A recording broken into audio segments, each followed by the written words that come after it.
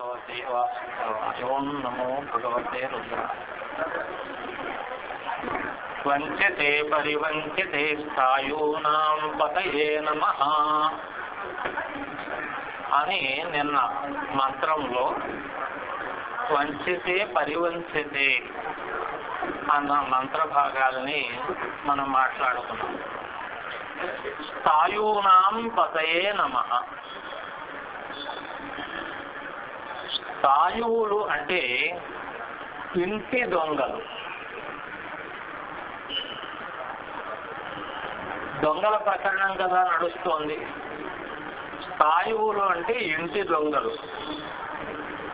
వారికి శిక్షకులైనటువంటి వారు ఈ రుద్ర సేనవనివ్వండి, సేనాధిపతి అయినటువంటి పరమాత్మ అవనివ్వండి, అటువంటి స్వరూపానికి నమస్కారము అన్నారు.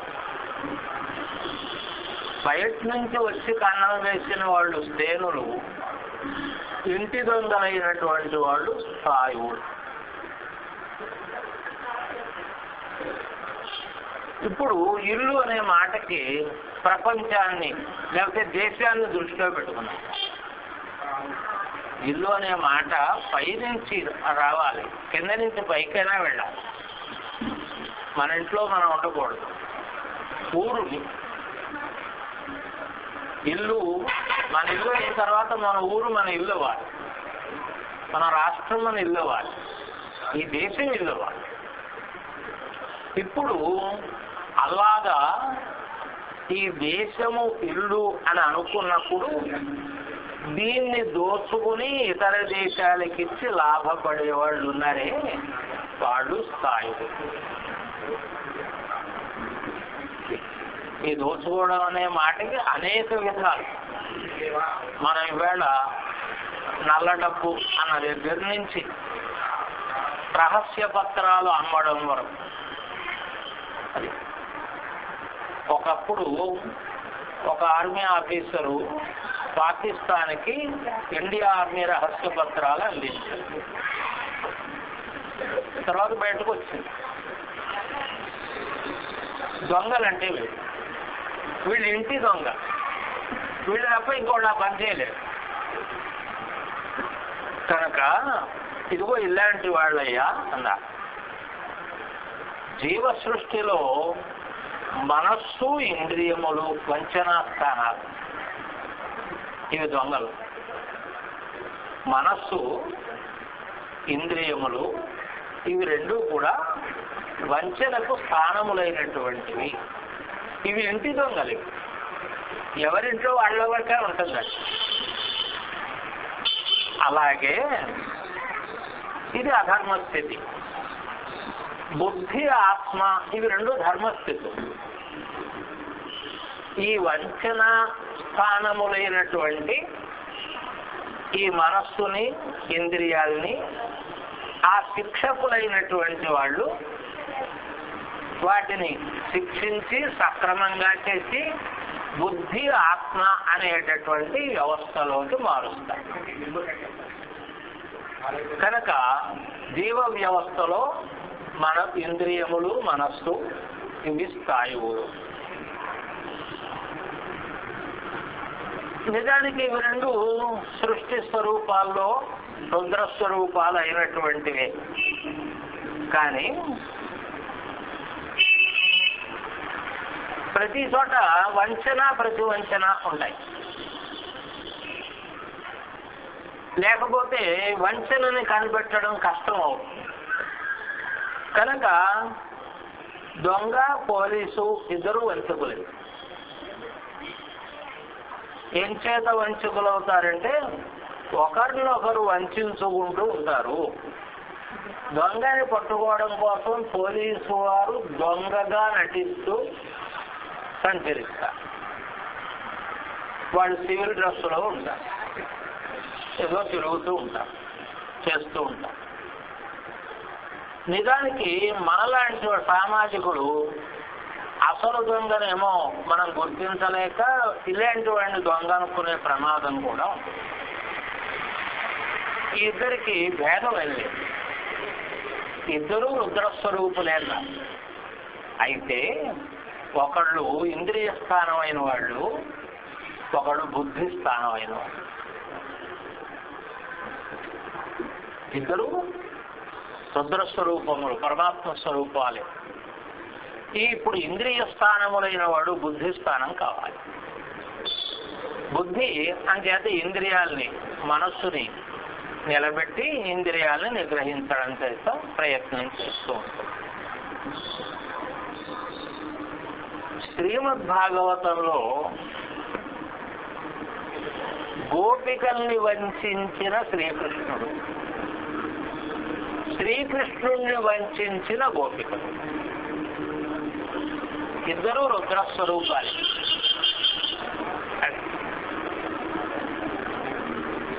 వత్సాన్ ముంచన్ క్వచిదపమయే క్రోశ సంజాతః సః తేయం స్వాద్గత్యధసధిపయ కల్పితైస్తేజయోగైః మర్కాన్ భోక్ష్యన్ విభజతి సచేన్నాస్తి భాండం భినత్తి ద్రవ్యాలాభే స్వగృహ కుబుతో యాత్యుపక్రోశతోకాన్ అని ఈ కృష్ణ స్వరూపాన్ని, ఆ గోపికా స్వరూపాన్ని గురించి మాట్లాడాడు. వేళ కాని వేళ, వేళ కాని వేళ అంటే మధ్యాహ్నం ఏమైనా అవ్వాలి, అర్ధరాత్రి అయినా అవ్వాలి. అర్ధరాత్రి కాదు, మధ్యాహ్న వేళ. తలుపులు వేసుకుని ఇంటి ఆడవాళ్ళు కునుకు తీసే సమయం. ఈ సమయంలో పెరట్లోకి వచ్చి ఆయన దూళ్ళ తాళ్ళు విప్పేస్తాడు.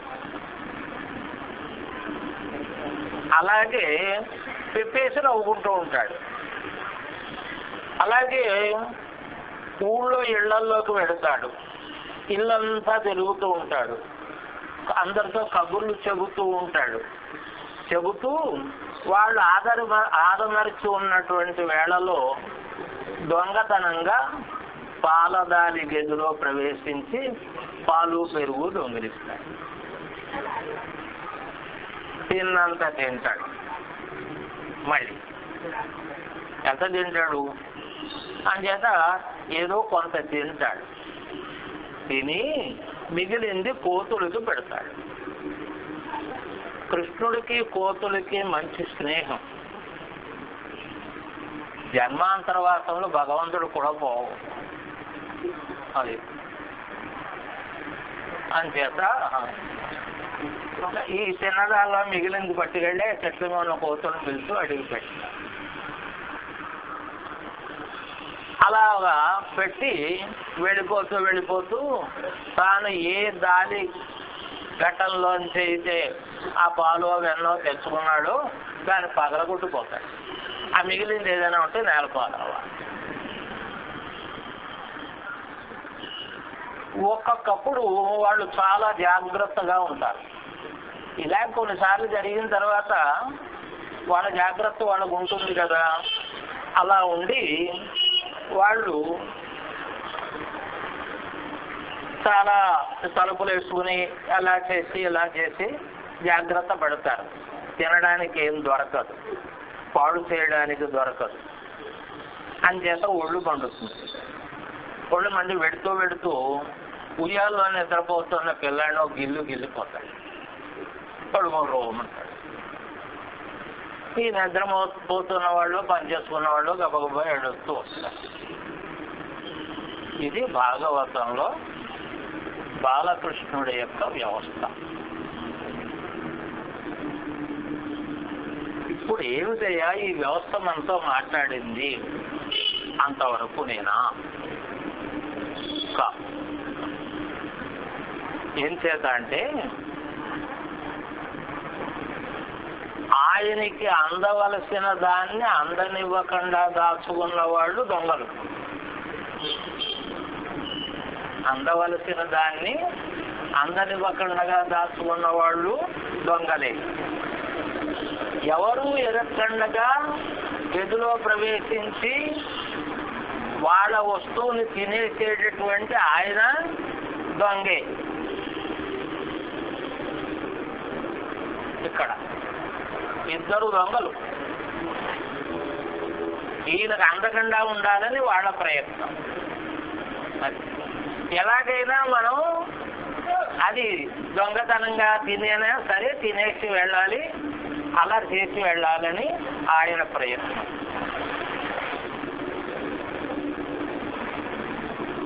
అయితే ఎందుకయ్యా ఈ ప్రయత్నం అన్నారు. ఆయన వాటా ఆయన ఇవ్వకపోతే ఆయన ఏం చేశాడు, గిల్లి తక్కపోయాడు. ఆయనకి దక్కవలసింది దక్కనివ్వకుండా చేస్తే ఉయ్యాల్లో పిల్లాడిని గిల్లి తక్కపోయాడు. ఏన్ని గిల్లాడు అన్నారు పరమాత్మ. ఉయ్యాల్లో పిల్లాడిని కాదు, ఇంద్రియాన్ని గిల్లాడు. ఆ ఇంద్రియాలని గిల్లితే ఏమైంది, ఈ ఇంద్రియములు మనస్సు, ఆ మనస్థానాన్ని గిల్లాడు. గిల్లితే ఆ గిల్లు ఏ ఇంద్రియానికి తగులుతుందో ఆ ఇంద్రియం ఏడు. ఇది రుద్రలీల. భాగవతంలో శ్రీకృష్ణ స్వరూపం ఉందే అది రుద్రస్వరూపం, రుద్రలీల అది. అందుకనే రహస్యాలు మాట్లాడతారు అప్పుడప్పుడు.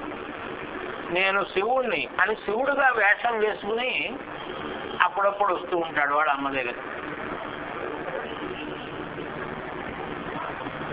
కనుక ఇవి పరమాత్మ యొక్క గుణలక్షణాలు కానీ స్వరూప లక్షణాలు కావు అని తెలిసినప్పుడు రుద్రత్వము విష్ణుత్వము ఇలాంటి వ్యవస్థ భేదం ఉండదు వీటికి. దేని అవసరం ఉన్నప్పుడు అది మాత్రమే సాకారమవుతుంది. ఆ గుణము ఉపాధిని పొంది నామరూపాత్మకమై ఉంటుంది. పని అయితే దాన్ని విడిచిపెడుతుంది. శాశ్వతంగా విష్ణు రూపం కానీ శాశ్వతంగా రుద్రరూపం కానీ ఉంటుందని అనుకోకూడదు. రామచంద్రమూర్తి కూడా పుట్టిన దగ్గర నుంచి పంచవటి వరకు వచ్చే వరకు ఆయన విష్ణువు, పంచవటి దగ్గర నుంచి రావణ సంహారం జరిగే వరకు రుద్రుడు. కనుక భాగవతం ఈ రుద్ర లీలని వర్ణన చేస్తోంది. ఇది ఈ రుద్రలీలను వర్ణన చేయడానికి నమక మంత్రమే దానికి ఆధారం. స్థాయూనాం పతయే నమః అన్నది. ఇక్కడ గోపికలు శ్రీకృష్ణుడు ఒక రకమైన దొంగలేనా అని ఒక ప్రశ్న. ఆయన దొంగతనం చేస్తున్నాడు, వీళ్ళు దొంగతనం చేస్తున్నారంటే అసలు దొంగలా నటించే పోలీసు ఇద్దరు ఒకటేనా? కాదు, అలా కనపడతారు, ఆంతర్యములు వేరుగా ఉంటాయి. అలాగే గోపికలు జీవభావం కలిగిన దొంగలు, శ్రీకృష్ణుడు ఈశ్వర రూపమైన వాడు. జీవుడు తన యందున్న లోభం చేత సర్వము తానే అనుభవించాలి అనుకుంటాడు. ఇది మన ఇంట్లోనే ఉండాలి, అది ఇంకొకటికి వెళ్ళడానికి వీలు లేదు. వీలైనంత వరకు అనుభవం తనకే రావాలి. తనకే అన్నంత ఎంతవరకు వస్తుందంటే పిల్లలు, భార్య, తనకి మిగిలితే భార్య, భార్యకు మిగిలితే పిల్లలకి. జీవలోభం అంతటిది. ఇంకో చిన్న ఉదాహరణ చెబుతాను. దివిసీమ ఉప్పెన వచ్చింది. ఒకసారి చాలా తినక పెడితే కొన్ని జ్ఞాపకాలు వస్తాయి. అప్పుడు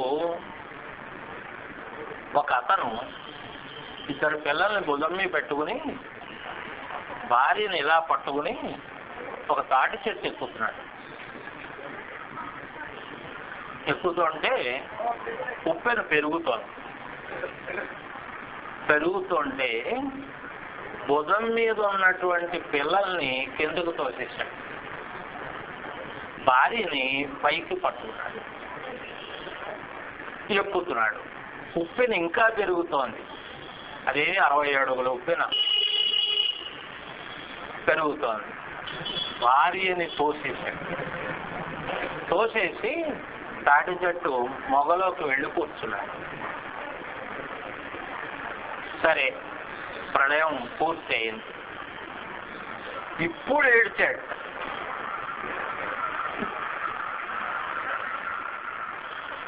కొడుకుల్ని చంపేసుకున్నాను, పెళ్ళాన్ని చంపేసుకున్నాను అని అప్పుడు ఏడ్చాడు. ఇది ఆ వేళ పత్రికలు మెయిన్ హెడ్డింగ్ పెట్టి రాసిన వార్తలు. ఇది జీవలక్షణం అంటే. లోభం అంటే ఇలా ఉంటుంది. తను తర్వాత ఎదుటు అంతే. కనుక జీవభావం కలిగిన గోపికలు, జీవభావం కలిగినటువంటి వాళ్ళు పరమాత్మ ఈశ్వర భావం కలిగి, శ్రీకృష్ణుడు ఈశ్వర భావం కలిగిన వాడు. ఈశ్వరుడు అంటే జీవుడికి ఔన్నత్యాన్ని కల్పించేట కోసం సాక్షిగా ఉండేటటువంటి పరమాత్మ స్వరూపం. దానికి ఈశ్వరుడు అని పేరు. జీవుడు ఈశ్వరుడు. ఈశ్వరుడు అంటే క్యాలెండర్లో వేషం వేసిన ఈశ్వరుడు అనుకోదు. అది ఈశ్వర భావం. ఇప్పుడు మామూలు వాళ్ళకి ఇద్దరు ఒక్కలాగే ఉంటారు అనిపిస్తుంది. ఇక్కడ ఏం జరిగింది అంటే, దూడకి అందవలసిన పాలు కూడా సగం వాళ్ళు మిగుల్చుకుని దూడను లాగేసి వాళ్ళు పాలు పితుక్కుంటున్నారు. చాలా మంది దూడల వ్యాపారస్తులు, ముఖ్యంగా గేదెలు వ్యాపారస్తులు, గేదెదూడ మగదూడ పుడితే, అందులో ముఖ్యంగా మగదూడ పుడితే దాన్ని చంపేస్తారు, కటికవాడికి ఇచ్చేసి చేట పెయ్యలు తయారు చేస్తారు. ఏం చేత అంటే ఆ పాలు కూడా దానికి వెళ్ళడానికి చేశారు. ఆడదూడ పుడితే మళ్ళీ కొంత లాభం ఉంటుంది కనుక ఆలోచన చేస్తారు. అందుకని చేటపై వ్యవస్థ వచ్చింది. లేకపోతే దాని అవసరం ఏముంటుంది మనకి? కనుక ఈ గోపికల పంపల్లో, గోపికలు అనే మాటకి ఏదో అంత ఎక్కువ పరమార్థం కాదు. వాళ్ళు ఆ ఊళ్ళో ఉండేటటువంటి గో వ్యవస్థ ప్రధానంగా కలిగిన, వ్యవసాయము పశు సంరక్షణ ప్రధానంగా కలిగినటువంటి మనుష్యుడు. ఈ మనుష్యుల్లో మగవాళ్ళు ఆడవాళ్ళు కూడా ఈ వృత్తి యందు వాళ్ళ కార్యములు వాళ్ళు నిర్వహిస్తూ ఉండేవారు. భాగవతం చదువుకుంటే ఆడవాళ్ళు పశువుల పరిపాలన చేశారు, మగవాళ్ళు పశువులను పాలించారు. అది అంచేత గోపిక అంటే నిగనిగలాడిపోతూ 17 ఏళ్ళు వయసులో ఉన్న పిల్ల కాదు. అలాంటి అభిప్రాయాన్ని కల్పించి కృష్ణుడు యందు మనకు ఒక రకమైనటువంటి అనవసరమైన వ్యవస్థను కల్పించినటువంటి ఘట్టాలు కొన్ని ఉన్నాయి. అందుకని వాళ్ళ యందు కూడా అనేక లోభాలు ఉన్నాయి. ఈ లోభం వాళ్ళ యందు కూడా ఉంది. అందుకని పరమాత్మ ఏం చేశాడు, ఇప్పుడు ఆ దూడకు అందవలసిన దాన్ని దూడకి ఇవ్వడం కోసం అని, ఎవరికి అందవలసిన దాన్ని వాళ్ళకి అందించడం ఈశ్వరుని యొక్క పని. అంచేత ముందు వస్తూనే గోశాలలోకి వెళ్ళి ఆ గోశాలలో ఉండేటటువంటి దూడని వేసి అవి తాగవలసిన పాలు తాగించేది నవ్వుతూ వచ్చేవాడు. దీని చేత వాటికి పెట్టవలసినది ఆయన వాడికి పెట్టేశాడు. అయిపోయింది. అలాగా స్వామి అలాగే అదేమిటి పాలు వెన్నలు దగ్గర ఆ వెన్న తాను తిన్నంత తిన్నాడు, మిగిలిన తీసుకెళ్ళి కోతులకు పెట్టాడు. కోతులకి అనే మాట కాదు, అన్నిటికీ పెట్టాడు. ఏది తింటుందో దాన్ని వాటి అన్నిటికీ పెట్టాడు. ఆ పెడుతున్నప్పుడు కింద పెడితే చీమలు తింటాయి. ఏం చేత అంటే ఆయన పశుపతి. అది అంచేత ఈ పశువులు ఏ పశువులు? గోపికలు. గోపికలనే ఈ పశువులు మిగతా వాటికి అందనివ్వకుండా చేసినటువంటి వాటిని వాటికి కూడా అందించడం కోసం ఈశ్వరుడు తీసుకెళ్ళి ఆ పశువులకు పెట్టాడు. పెట్టి వీళ్ళకి ప్రాయశ్చిత్తం వీళ్ళు చేసుకోలేకపోతే ఆయన చేశాడు.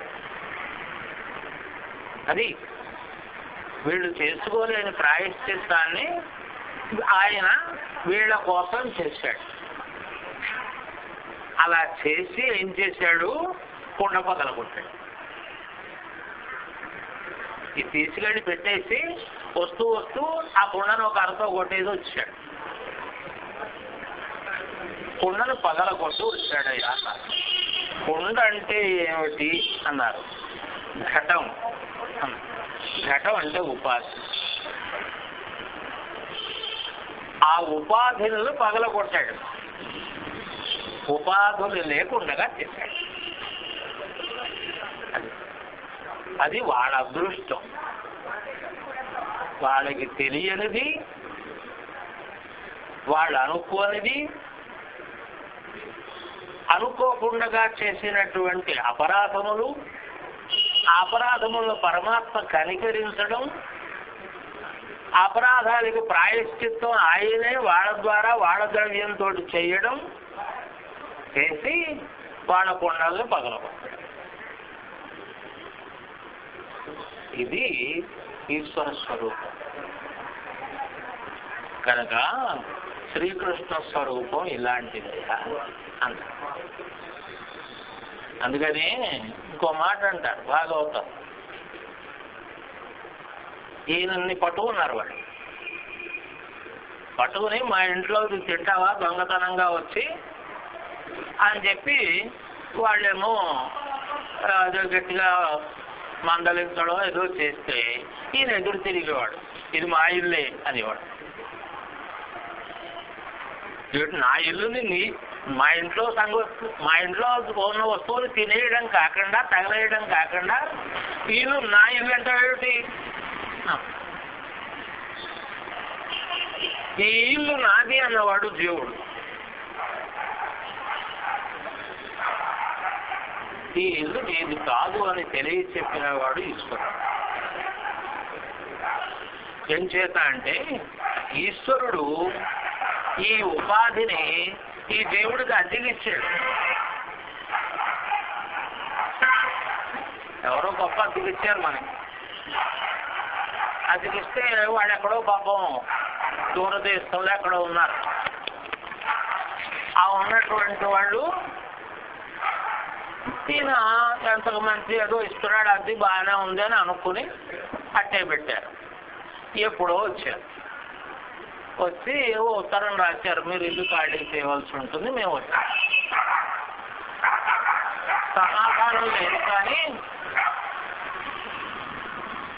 వాళ్ళు వచ్చాడు. ఇల్లు ఖాళీ చేయాలి మీరు అన్నాడు. ఇల్లు ఖాళీ చేయడం ఇల్లు మాది అన్నారు. అదేమిటి మీదే ఎలా అవుతుంది? ఇల్లు మాది కదా. మాకేం తెలియదు, మేము ఖాళీ చేయం, మీరేం చేసుకుంటారో చేసుకోండి అన్నారు. కోర్టుకు వెళ్ళారు. కోర్టు ఏం చెప్పింది? వాళ్ళు 15 ఏళ్ల మట్ట ఆ ఇంట్లో ఉంటున్నారు కనుక 12 ఏళ్ళు దాటి ఎవడో ఇంట్లో ఉన్నా ఆ ఇల్లు వాడికే లభ్యం అవుతుంది అని కోర్టు తీర్పు చెప్పింది.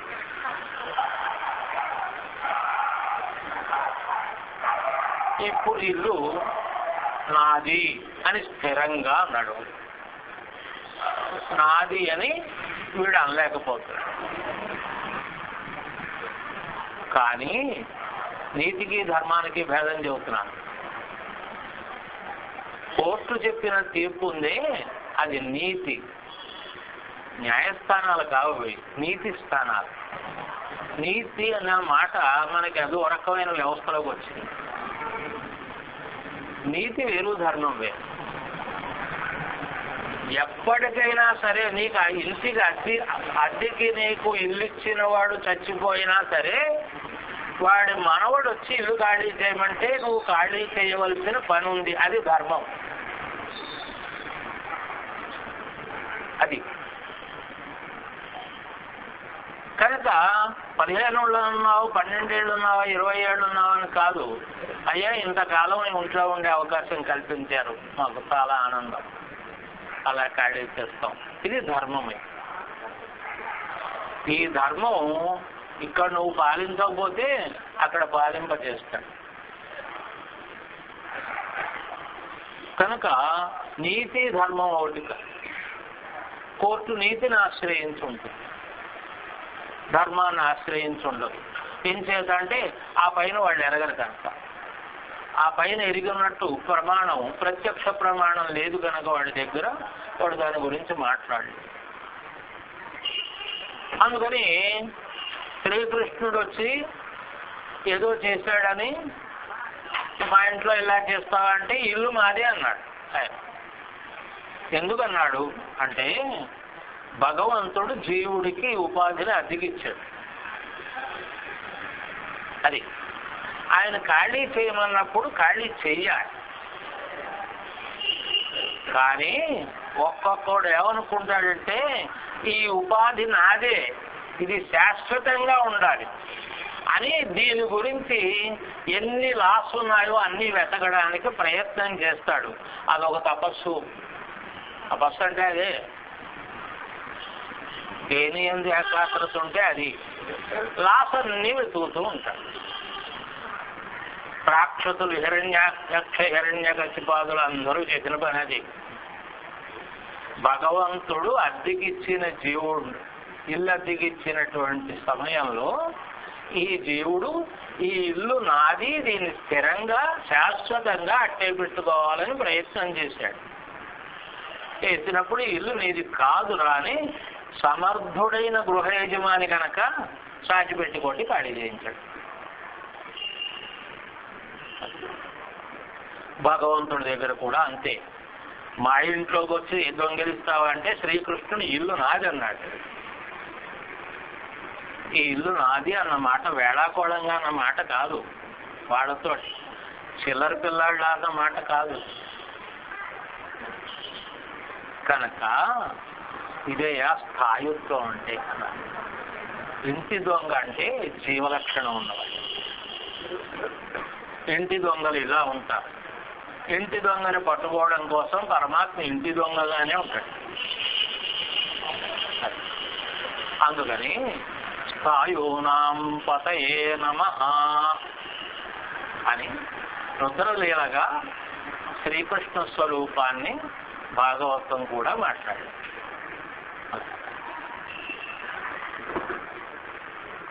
నమో నిచరవే పరిచరాయారణ్యానాం పతయే నమః. మన ధ్యాన శ్లోకం చూసాం కదా, పరమాత్మ కిరాతవపు ఆయన. ఇంకొక దొంగ వ్యవస్థ మాట్లాడుతున్నారు. నమో నిచరవే పరిచరాయారణ్యానాం పతయే నమః. నిచరవే నమః. నిచరుడు అంటేట మంచివాళ్ళ ఉంటూ అవకాశం కోసం ఎదురు చూస్తూ ఉండేటటువంటి దొంగ. వీడు ఇంట్లో వాడు కావచ్చు, అన్నతమ్ముల్లో వాడు కావచ్చు, లేకపోతే స్నేహితుల్లో వాడు కావచ్చు. పరమాత్ముల్లా నటిస్తూ అవకాశం వచ్చినప్పుడు వాడి లాభాన్ని అనుసరించి ఇంకొకటి వైపు వెళ్ళేటటువంటి స్థితి. అలాగే ఇంట్లో ఉన్నటువంటి ఆస్తి వ్యవస్థల్లో కూడా అవతల వాడు అమాయకుడిలా కనపడితే వాడికి ఏదో రకంగా బుద్ధగించి నీకెందుకు అంతా మేము ఉన్నామని నింపాదిగా వాడి చేత సంతకాలు పెట్టించుకుని దాన్ని తీసుకునేటటువంటి వస్తుంది. ఇది మన వాళ్ళలాగే ఉంటారు. పరమ ఆప్తుల్లా ఉంటాడు. అవతల వాడు చెబుతూ నమ్మేటటువంటి విధంగా ఉన్నాడు కూడా.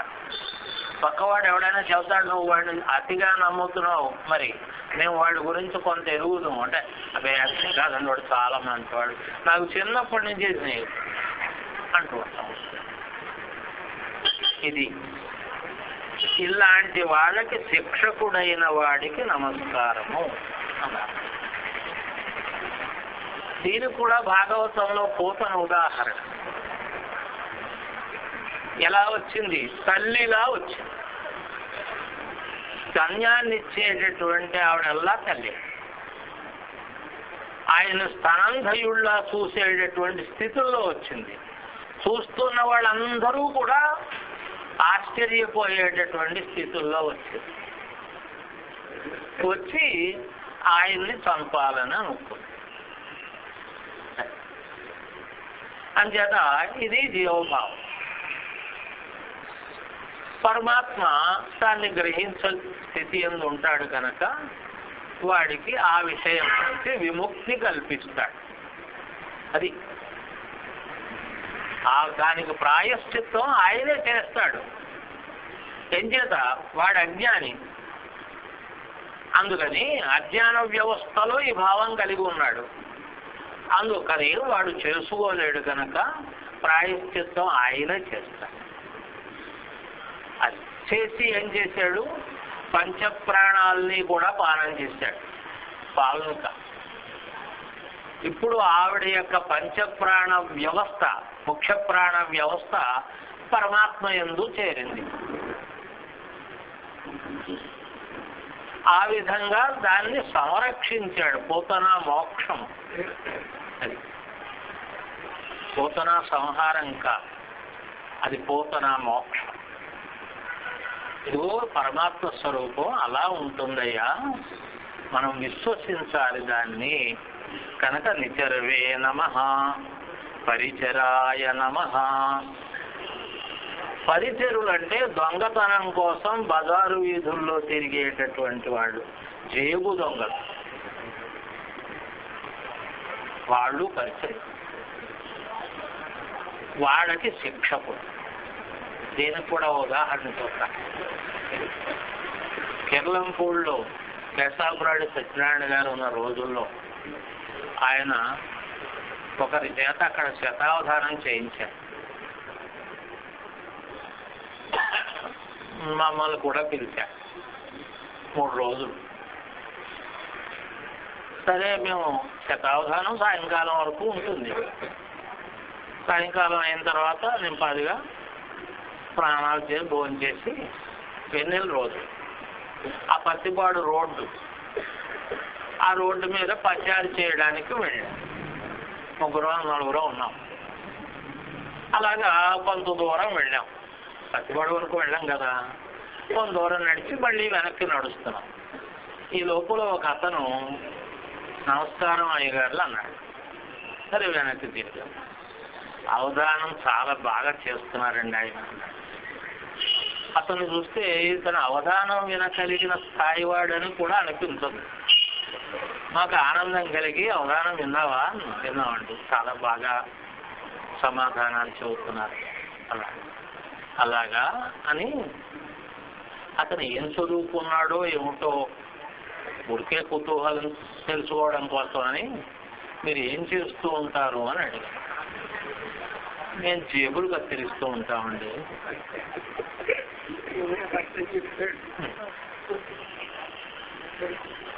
అంటే మేము ఆగి నేను అతన్ని, జేబులు కత్తిరిస్తున్నాను అని చెప్పావు కదా, ఇది తప్పు కాదా? తప్పు కాదండి, ఇది కుల వృత్తి అండి అని. ప్రతిరోజు కత్తిరించమండి, నెలలో 1 వారం కత్తిరిస్తాం. 3 వారాలు వ్యవసాయ పనులకు వెళ్తాం. ఆ కత్తిరించేటప్పుడు కూడా మనిషి యొక్క లక్షణం చూసుకుంటామండి, చూసుకుని కత్తిరిస్తాం. ఈ డబ్బు ఎక్కడో సంపాదించుకుని సామాన్యుడి ఏ పిల్ల పురుటికో పట్టుకెడుతున్న అలాంటి వ్యవస్థల్లో ఉన్న వాళ్ళు మాకు తెలుస్తారండి. మేము వాళ్ళ దగ్గరికి వెళ్ళాం. ఊరికే డబ్బులు జేబులో పెట్టుకుని భూములు కొనుక్కోవడానికి దానికి దేనికో తిరుగుతూ ఉంటారు. అలాంటి వాళ్ళని చూసి కత్తిరించుకోవాలి.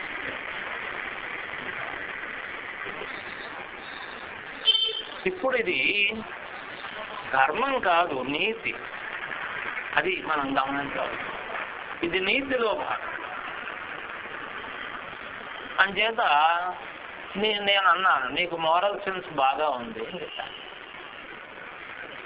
ఇవాళ మోరల్ సెన్స్ ఉండడం అంటే ఏమిటో ఆకాశ స్థాయిల్లో ఎదగడం అని అనుకుంటాం కాదు. అంచేత బాగా చెప్పావు. ఇదిగో అది. ఇప్పుడు వాడు రుద్రస్వరూపం ఉన్నా కదా, వాడిని శిక్షించి ఆ పని కూడా చేయకుండా చూడాలి. అది భగవంతుడి యొక్క కార్యం. శిక్షిస్తాడు. ఎప్పుడు ఏదో సందర్భంలో ఎక్కడో అక్కడ ఆ శిక్ష వాడికి ఉంటుంది. ఉండి ఏదో మార్పు వీడికి తెలియకుండా వీడి జీవికే కత్తిరించేటటువంటి పరిస్థితి ఎప్పుడో వస్తుంది. ఇంకో అప్పుడు వాడికి అర్థం. కనుక అది జేబు దొంగలంటే వాడు వీధుల్లో తిరిగాడు. కనుక పరిసరాయ నమః, అరణ్యానాం పతయే నమః. అరణ్యంలో ఉండే దొంగలు, వన సంపదల్ని సొంతం చేసుకుని జీవించేటటువంటి దొంగలు. మనం ఎరుగుదు వీరప్పన్ లాంటి వాడు, పెద్ద చరిత్ర. వీరప్పన్ ఒక్కడే బయటకు వచ్చాడు. అది ఎంతమంది ఆటవికుల్ని అణగతొక్కి అరణ్య భూముల్ని సొంతం చేసుకోలేదు. అది వాళ్ళు తిరగబడలేనటువంటి స్థితుల్లో అలాంటి వాళ్ళు మర్డరు చేయబడ్డారు. నేను మా కాకినాడలో అడుగుతున్నాను, అలాంటి పెద్ద మనిషి హత్య చేయబడి చంపబడ్డారు. అలా కనుక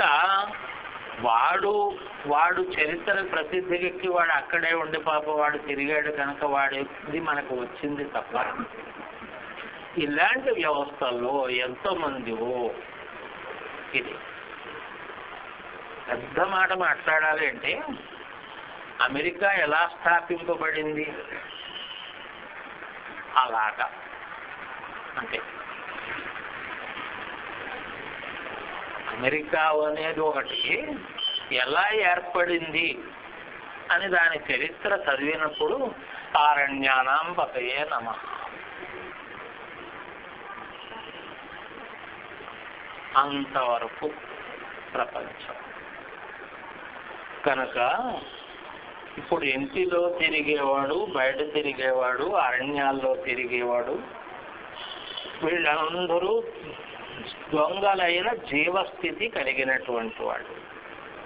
వాళ్ళని పట్టుకునేటటువంటి వాడు ఈశ్వరత్వము కలిగినటువంటి వాడు. ఈ విధంగా కర్మఫలాల్ని ఎవరి వాళ్ళకి అందించేటటువంటి వాడయ్యా అన్నారు.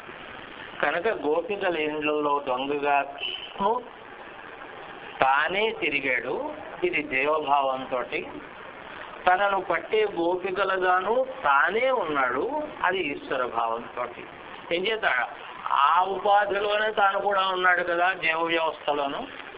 అందుకని ఈ స్వరూపములు రెండు ఒక్కటిగానే ఉంటాయ్యా. నమస్సృకాభిక్షో జిఘాం సఖ్యో ముష్ణతాం పతయే నమః.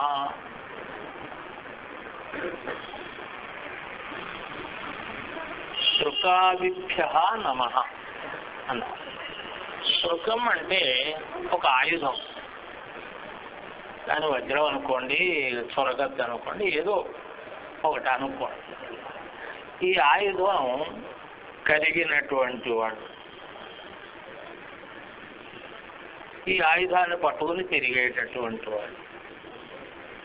వీళ్ళకి పతి అయినటువంటి వాళ్ళు రుద్రానుచరులు, శృకావులు. దొంగల్లో ఒక రకం దొంగ మాట్లాడుతున్నారు. అర్ధరాత్రి కాలింగ్ బెల్లు కొట్టకపోవచ్చు. పెరటి వైపు వచ్చి పూసలు మనన్నీ గ్రిల్స్ కదా అని చెప్పి జాగ్రత్తగా వైపు లోపలికి వస్తాను. వచ్చిన సంఘటన కూడా మా వీధిలో నేను లోపలికి వచ్చి వాళ్ళు కూడా చూసుకుంటారు. ఇద్దరే ఉండే వ్యవస్థలు, మూడో వాళ్ళు ఉండేటటువంటి స్థితిలో చూసుకోరు. వాళ్ళు ఎప్పటి నుంచో దాన్ని పరిశీలన చేసుకుంటూ ఉంటారు. అంచేత భార్యాభర్తలు ఇద్దరు ఆ ఇద్దరిని నింపాదిగా ఓ గదిలోకి తీసుకెడతారు. ఒక కత్తి చూపెడతారు, ఓ గదిలోకి తీసుకెళ్ళి ఆ గదిలో కూర్చోబెడతారు. కూర్చోబెట్టి ఒకడు అక్కడ ఉంటాడు, మిగతా వాళ్ళు చేయవలసిన పని కోసం ఉపక్రమిస్తారు. వీడు వాళ్ళని బాబాయ్ గారు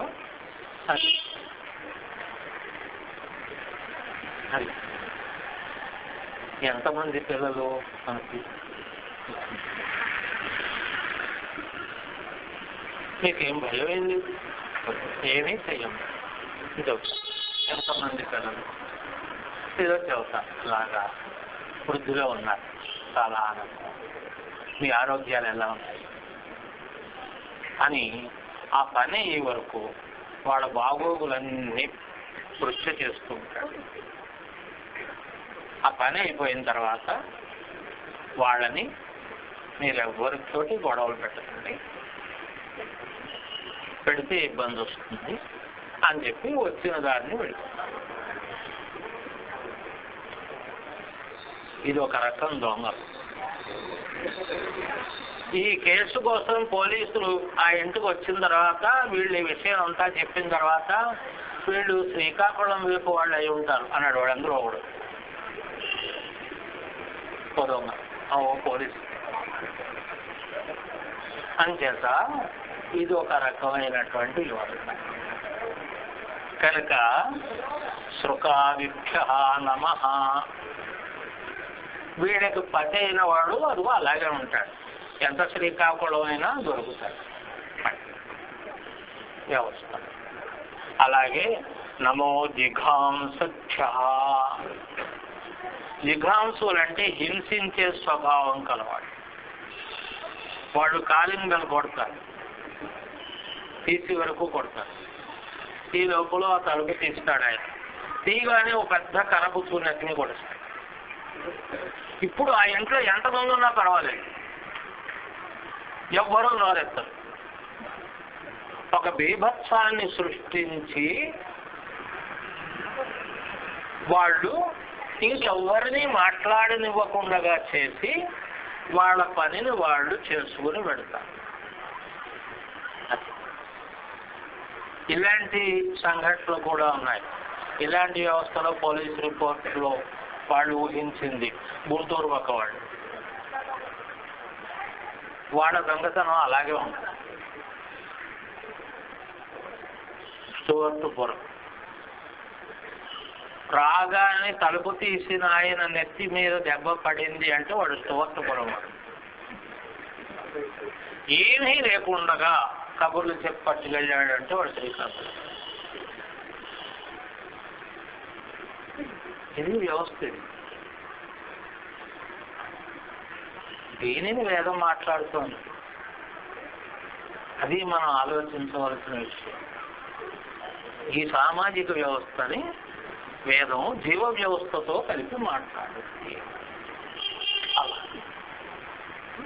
కనుక అల్లా హింసించే జీవ వ్యవస్థ, ఇలా హింసించే జీవ వ్యవస్థ, వీళ్ళిద్దరికీ కూడా పతి అయినటువంటి వ్యవస్థ. ఎలా పతి అవుతాడు అంటే శిక్షించడం ఎందుకోసము అంటే రక్షించడం కోసం.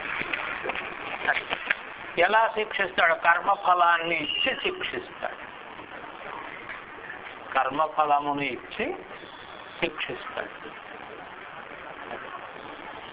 కనుక ఆ అనుభవం తప్పనిసరిగా వాడు పొందవలసిందే. ఉష్ణతానాం పతయే నమః. ముష్ణతుడు అంటే సేద్యాన్ని చేస్తూ తమ యజమాని యొక్క సొమ్మును దొంగిలించేవాళ్ళు. భూమి కౌలుకు పుచ్చుకుంటారండి, కౌలుకు పుచ్చుకొని మాట్లాడుకుంటారండి, అంతా బాగానే ఉంటుందండి. ఏదో వంక చెబుతాడు, చెప్పి ఇవ్వవలసిన దానిలో 5 బస్తాలు వెనక్కి వేస్తాడు, లేకపోతే ఇన్నే పండేయండి అని చెప్పిస్తాడు. అలాగే దేవాలయ భూముల్ని ఆక్రమిస్తారు. ఇప్పుడు అసలు దేవాలయాలకు భూములు ఉన్నాయా? దేవుడు కూడా తెలియదు.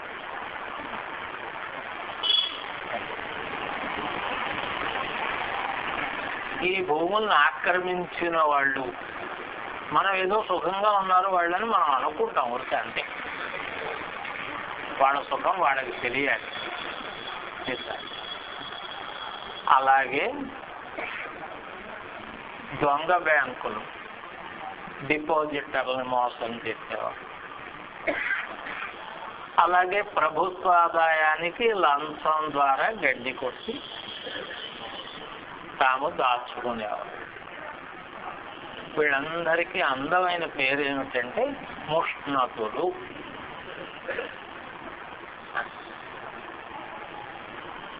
ఇదిగో జీవభావం ఈ వ్యవస్థలో ఇంత అందంగా ఉంటుంది. ఇది ఎవరి తిన్నవాడే ఏమనుకుంటాడంటే, లంచం పుచ్చుకున్నవాడు నేను అధర్మం చేయలేదు అనుకుంటాడు. అది అధర్మం అనే మాటకి హింసించడం అని ఏదో మాట్లాడ చేయడం అనే తప్ప మనకి అసలు ఈ క్రమం మన ఊహకే రాదు. దేవుడు అంత అజ్ఞానంలో ఉంటాడు. అందుకని ఇవన్నీ కూడా ఏదో మనం కూడా అంతే, పుచ్చుకున్నవాడు కాదు, మనం కూడా అంతే. ముందు వాడు అడగకుండానే, లేకపోతే వాడు పని చేసుకున్న తర్వాత వాడు కాముగా ఉన్నా సరే వాడి చేతిలో పెడతాం. మనం ఎందుకు పెడతామంటే ఏదో సంతోషం కోసం. సంతోషం కాదు, అది అధర్మం కోసం. అది నువ్వు సంతోషం కోసం ఇవ్వవలసి వస్తే బయట ఉన్నటువంటి ముష్టాడి చేతులు ఎందుకు ఇవ్వవు?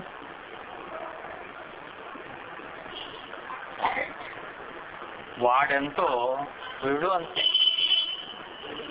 వ్యవస్థ ఇద్దరిలో ఏ తేడా లేదు. వీళ్ళు ఈ జీవస్వరూపాలు, ఈ జీవస్వరూపాలకి కర్మఫల రూపంగా శిక్ష చేసేటటువంటి ఈశ్వర స్వరూపం. రెండు రుద్ర స్వరూపాలే.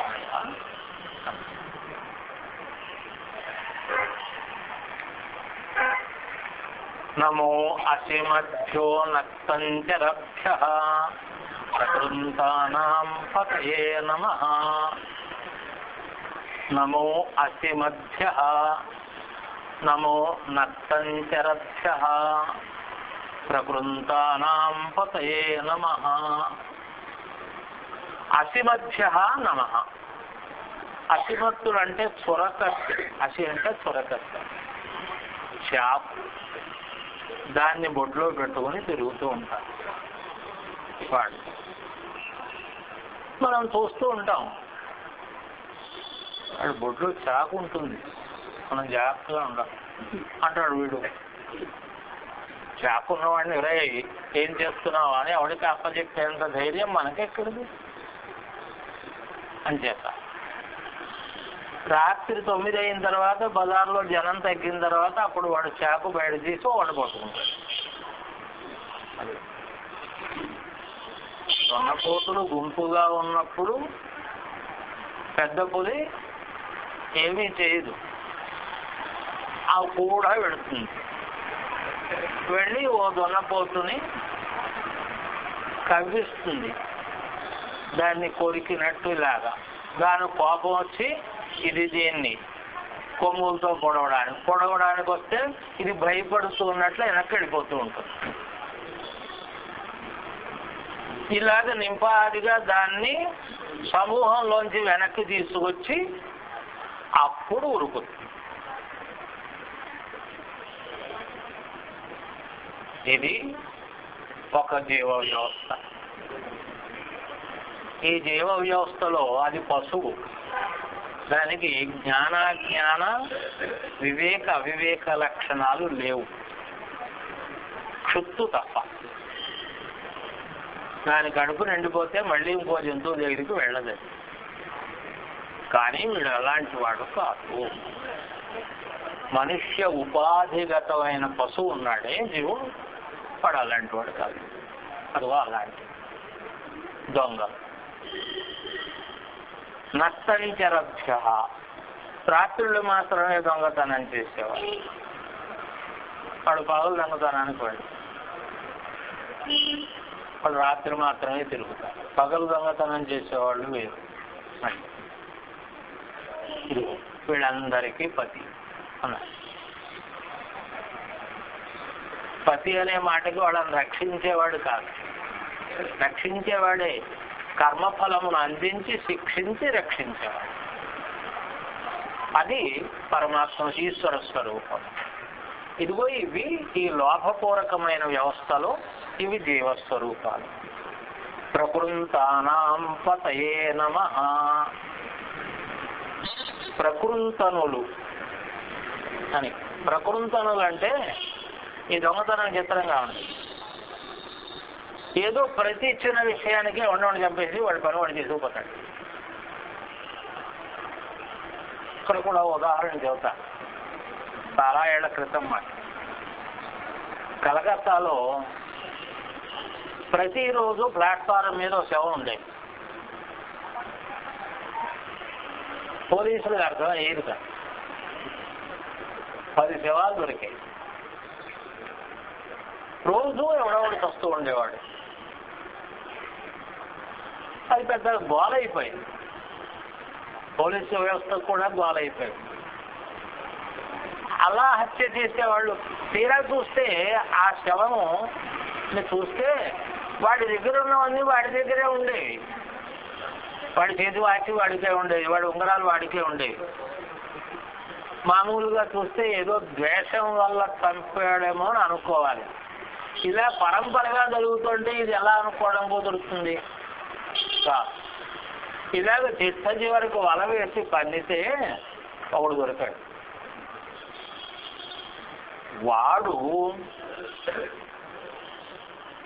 ఈ దారైపోయేవాడిని సాయంకాలం పూట్లు, రాత్రి పూట్లు ఏదో నిర్మానుష్యంగా ఉన్న చోట దారైపోయేవాడిని ఇవో రూపాయి అనివాడు. ఇమ్మనగానే ఇచ్చేసే స్వభావం మనకేం లేదు. మనం వాడికంటే లోకి కొంప ములిగాక అనుకుంటాం తప్ప నిజంగాను ముందు అయితే మనం అనం. వాడు వీడు రూపాయి ఇవ్వనంటాడు, వాడు జేబులో చేపెడతాడు, వాడు ఇస్తాడు, వాడి చేతిలో చొరగత్తు ఉంటుంది, అది చూపు పొడి చేస్తాడు. పొడి చేసి వాడు రూపాయి పట్టుకెళ్ళి తీసవుతాడు. ఆ తీల కోసం చెప్పాడు అంతే. ఇంకేమీ లేదు వాడి దగ్గర ప్రయోజనం. ఎరా నువ్వే చెప్పండి, నేనే చెప్తాను. ఎందుకు చెప్తావు? టీకి రూపాయి అడిగానే ఇవ్వనన్నాడు, పొడి చేసి రూపాయి పట్టుకోడు అంతే.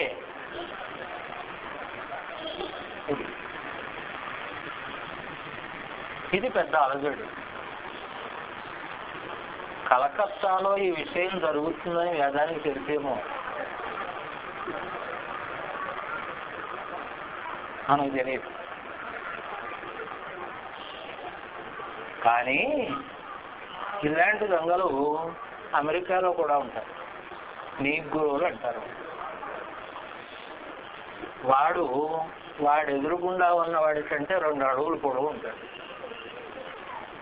వాడు రాగానే ఏం చేస్తాడంటే జేబులో చేయట. సామాన్యంగా అమెరికాలో బజార్లో తిరిగేవాడి జేబుల్లో డబ్బులు ఉండవు.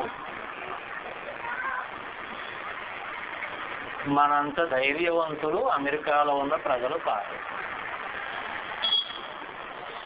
మనంత నైతిక వర్తన అమెరికాలో ప్రజా వ్యవస్థలో లేదు. ప్రభుత్వ వ్యవస్థలో మాత్రమే ఉంది. అంతే. మనకి ప్రభుత్వ వ్యవస్థలో లేదు. అది భేదం. అంచేది వాడు డబ్బులు పెట్టుకెళ్తాం. వాడు ట్రాన్స్క్రిప్ట్స్ అంతా కూడా అకౌంట్ పర్ ఒక $1 ఏదో చూపెడతాడు, చూపిస్తాడు, వాడు క్యాష్ చేస్తుంది. వాళ్ళ జేబుల్లో $10 కాగితం ఒకటి ఉంటుంది, అందుకని ఉంటుంది. ఒకప్పుడు వాడు విసుక్కుంటాడు, వాడికి ఎరాగొస్తుంది అనుకుని అది పట్టుకు తగ్గపోతాడు. ఏమనకూడదు వాడు అంటే పొడి చేస్తాడు. వాడి దగ్గర పిస్టల్ ఉండదు, త్వరగత్తులు కాలు చంపేస్తాడు. మనం అప్పుడప్పుడు చూస్తూ ఉంటాం. మన పిల్లలు ఎవరో మన పిల్లలు పోతే కానీ మనకు న్యూస్ రా. జరిగిన సంఘటనలు చాలా జరుగుతాయి. అమెరికాలో ఎవరు రైలు ఎక్కరు. రైళ్లు ఉన్నాయి, ఎవరు ఎక్కరు. రైలు ఎక్కితే వేడి దగ్గర వేడే ఉంటాయి.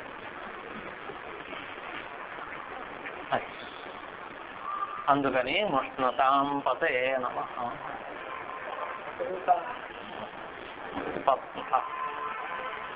అంచేత ప్రకృతానాం పతే నమః. ఇలాంటి స్వరూపం కలిగినట్టు జీవ వ్యవస్థ. జీవుడు దొంగ, అది మనం బాగా జ్ఞాపకం పెట్టుకోవాలి. సామాజికమైన దొంగల వ్యవస్థని జీవ వ్యవస్థలోంచే చూడాలి మనం. అది నమో విష్ణునే గిరిచరాయ కుడుంచానాం పతే నమః.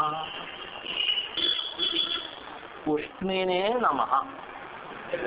ఉష్ణేషులు తలపాగా ధరించేవాడు. అంటే ఈ ఓ రకమైన వస్త్రధారణ అలా చేసి పెద్ద మనుష్యుడుగా కనిపిస్తూ ఓ పెద్ద తలపాగా ధరించి చేత్తో కర్ర పొడుచుకొని మనకు ఎదురయ్యాడు అనుకోండి, రైతు అనుకుంటాం. ఆ పెద్ద మనిషిని గమ రైతు సత్వస్వభావంగా ఉంటాడు సామాన్యంగా. అందుకని మనం వాడిని చూసి మోసపోయే అవకాశం. కనుక అలాంటి వాళ్ళు, అలాంటి దొంగలు వీళ్ళు ఇదే వేషం కాదు, పోలీస్ వేషం కూడా వేస్తారు. పోలీసులు కూడా దొంగ వేషం వేసి రోడ్డు కాసి అదేమిటి లారీలు వాళ్ళ దగ్గర సొమ్ములు వసూలు చేశారని మనం ఈ మధ్యన విన్నాం. మద్రాస్ రూట్లో అండ్ సివిల్ డ్రెస్సులు వాళ్ళ దగ్గర మేము పోలీసులు అనే చెబుతారు. లేకపోతే వాళ్ళు వెనకాల నుండి ఓ బ్రోకర్ని పెట్టారు. నేను చూస్తున్నాను టీవీలో. అంచేత అప్పుడు వాడు పోలీసు అవడు, అది నేను అనేది. వాడిని పోలీసు అనకూడదు, వాడు వీడే. కనుక పోలీసు అంటే వాడు పతే ఉండాలి అంతే. ఆ ధార్మిక వ్యవస్థ వాడు ఎందున్నప్పుడు వాడు ఈశ్వరుడు, ఇదిగో వీడు జీవుడు. కనుక ఇలాంటి వాళ్ళకి పతి అయిన వాడు శిరోవేష్టనం కలిగిన రుద్రస్వరూపములు. నమో గిరిచరాయ. గిరిచరులంటే కొండ మీద ఉంటూ కాపు కాసి దొంగిలించేవాడు. దొంగతనానికి ధన వ్యవస్థలో అవసరం అనేది ఏముండదు, ఎంతైతే అంతే. కట్టెలు కొట్టుకుని నగరాలకు వచ్చి అమ్ముకునేటటువంటి వాళ్ళని కూడా దొంగిలించే వాళ్ళు ఉంటారు. అలాగా వాళ్ళు కట్టెలు కొట్టుకుని నగరానికి వస్తారు, వాళ్ళు ఇక్కడ అమ్ముకొని పెడతారు. వీళ్ళ దగ్గర కూడా దొంగతనం. అదిగో అలాంటి వాళ్ళయ్యా అన్నాడు. కనుక అటువంటి వాళ్ళకి స్వరూప పతి అయిన వాడు కనుక పర్వత సంచారి అయినటువంటి రుద్రస్వరూపం. అందుకనే కిరాతనం నిలవపు అయినటువంటి స్వరూపాన్ని మనకు చూపెట్టారు ధ్యానం అంటే. కులుంచానాం పతే నమః. కులుంచులంటే భూముల్ని దొంగిలించేవాళ్ళు. ఇంకా మనం చెప్పక్కర్లేదు దీని గురించి. భూములంటే కొండల దగ్గర నుంచి, అది కొండల దగ్గర నుంచి కొండల్ని పిండి చేయడం అనేది చాలా సులువైనటువంటి వ్యవస్థలో ఉన్నటువంటి అలా ఉండి ఏం చేస్తాడు ఆ జీవుడు? ఎంత అనుభవిస్తాము అనే జ్ఞానం వస్తే, ఆలోచన వస్తే వాడు వివేక అయినట్టు అవుతూ ఉన్నట్టు లెక్క. వివేక అవస్థల్లో ఇంచుమించు 8 అవస్థలు ఉన్నాయి. అది ప్రథమ అవస్థ. ఇది కుమార్ డబ్బు ఇంత అనుభవించే ఏం చేస్తాం మాత్రం అని ఎప్పుడైనా వాడికి ఒక ఆలోచన వస్తే వాడు వివేక అవస్థలో మొదటి మెట్టుకు ఎక్కుతాడు.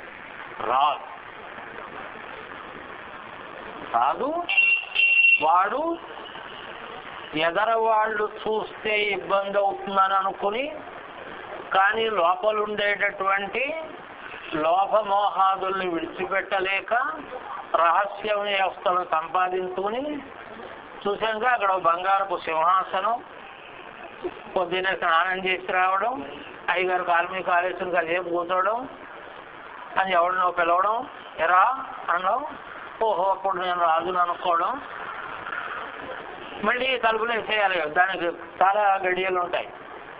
ఎంతేది సింహాసనం ఎవరైనా పట్టుకుపోతాడేమో, లేకపోతే చూస్తే ఎక్కడిది సింహాసనం అని ఎవరైనా అడుగుతారేమో అని భయం.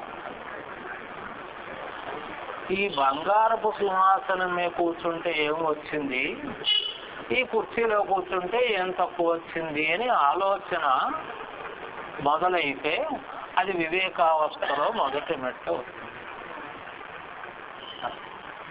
అందుకని ఈ కులించులు అనేవాడి గురించి అసలు మనం చెప్పక్కర్లేదు. ఇవాళ వరకు వ్యవస్థ అంతా అలాంటి వాడు అందమైన పేరు, వారు కులించులు అంటే సరిపోతుంది వ్యవస్థలు. కనుక ఇలాగా ఉష్ణేషులు, గిరిచరులు, కులించులు ఇలాగ ఇప్పటి వరకు 19 రకములైన దొంగల యొక్క వ్యవస్థని ఈ అనువాకము ఇప్పటి వరకు మాట్లాడారు. 8 మంత్రములు. ఈ 8 మంత్రాల్లో 19 రకాల దొంగలను చూపెట్టారు. 20వ దొంగను చూపెట్టగలిగితే మనం కొత్త వేదం రాసినట్టే. అక్కడ ఉండడు.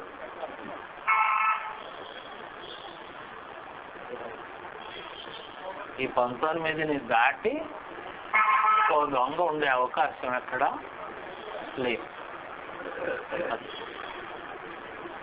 ఈ 19 మంది దొంగలు జ్ఞానావస్థకు వస్తే అదిగో ఈశ్వర స్వరూపం అవుతారు.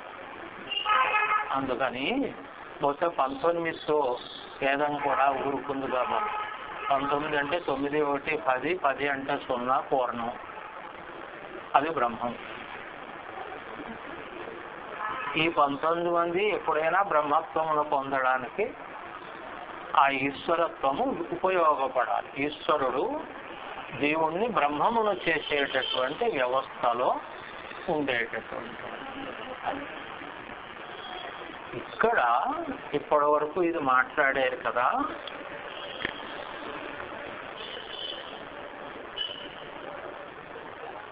ఇలాంటి దొంగలకి పతులైనటువంటి వాళ్ళ గురించి ఇందాక వరకు పతీనాం అంటూ వచ్చాం. ఆ పతి యొక్క కార్య విశేషం ఎలా ఉంటుందో ఇంకొక 8 మంత్రాలు మాట్లాడతాయి. దొంగల యొక్క కార్య విశేషాలు ఎలా ఉన్నాయో మాట్లాడారు. వాళ్ళకి ఈయన పతి అన్నారు. పతి యొక్క కార్య విశేషం ఎలా ఉంటుంది? వాడు దొంగ, ఆ దొంగలకి పతి పోలీసు అని చెప్పాను నేను. పోలీసు యొక్క కార్య విశేషం ఎలా ఉంటుంది అంటే ఆయన ఏదో ఒక ఆర్కిడ్ డ్రెస్ ఏదో వేసుకుంటాడు, ఆయనకి ఏదో ఇక్కడ చిహ్నాలు ఉంటాయి, ఇక్కడ ఏదో పర్సు ఉంటుంది, అందులో పిస్టల్ ఉంటుంది, లేకపోతే ఓ లాఠీ ఉంటుంది. వీటితోటి ఆయన సంచారం చేస్తూ ఉంటాడు. ఇలాంటి వ్యవస్థలో ఉన్నటువంటి ఈ కార్య విశేషం కలిగినటువంటి వాడుని మనం పోలీసు అని అంటాం. ఇంతవరకు దొంగల యొక్క కార్య విశేషాలనే మాట్లాడారు, పోలీసుల యొక్క కార్య విశేషాలని మాట్లాడారు. ఈ అనువాకం తర్వాత 8 మంత్రాలు పోలీసుల యొక్క కార్య విశేషాన్ని మాట్లాడుతుంది. ఇది అయ్యే విషయం కాదు కదా. అందుకని దీనికి ఇవాళ ఇక్కడికి స్వస్తి.